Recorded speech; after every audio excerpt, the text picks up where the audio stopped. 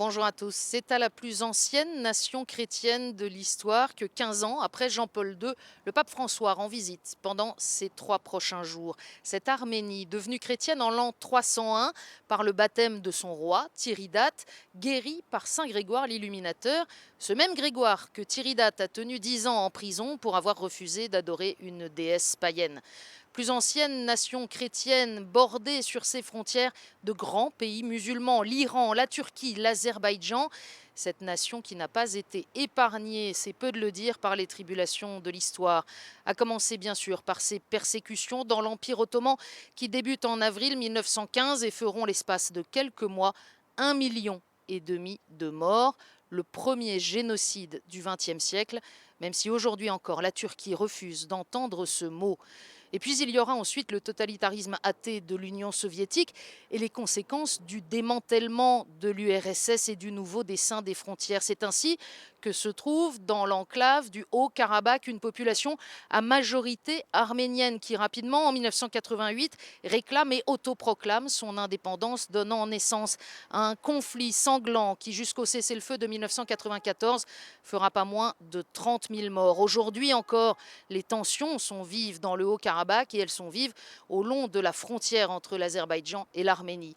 Et c'est en fait le voyage que voulait faire le pape François, aller de l'Arménie à l'Azerbaïdjan, montrer ainsi, comme il aime le faire, que l'on doit d'abord construire des ponts et non pas des murs. Mais cette fois, ça n'aura pas été possible, les parties prenantes n'étaient pas d'accord. Et c'est en septembre prochain que le pape François retournera dans le Caucase, visiter l'Azerbaïdjan et la Géorgie. Pour l'heure, le voilà qui se rend auprès de ces chrétiens d'Arménie. D'abord l'église apostolique arménienne, forte de 7 millions de fidèles, cette église qui est très ancienne, que l'on appelait autrefois orthodoxe et dont plus de la moitié des fidèles sont répandus à travers le monde, en dehors de l'Arménie.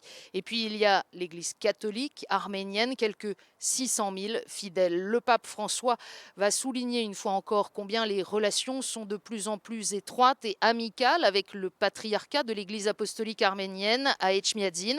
Et c'est du reste avec Karekin II, le patriarche, qu'il ira d'abord prier après son arrivée, avant de rendre une visite de courtoisie au président de la République et puis de s'exprimer devant les représentants des autorités et de la société civile.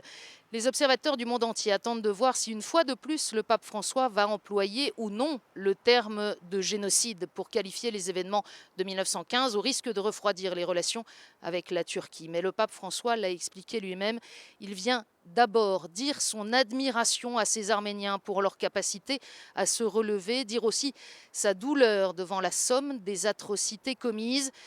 Le pape François le dit souvent, c'est aujourd'hui l'écuménisme de la souffrance et du martyre, l'écuménisme du sang qui unit tous les chrétiens d'Orient. Toutes les étapes de ce voyage sont à suivre pendant les 3 prochains jours sur KTO et ktotv.com.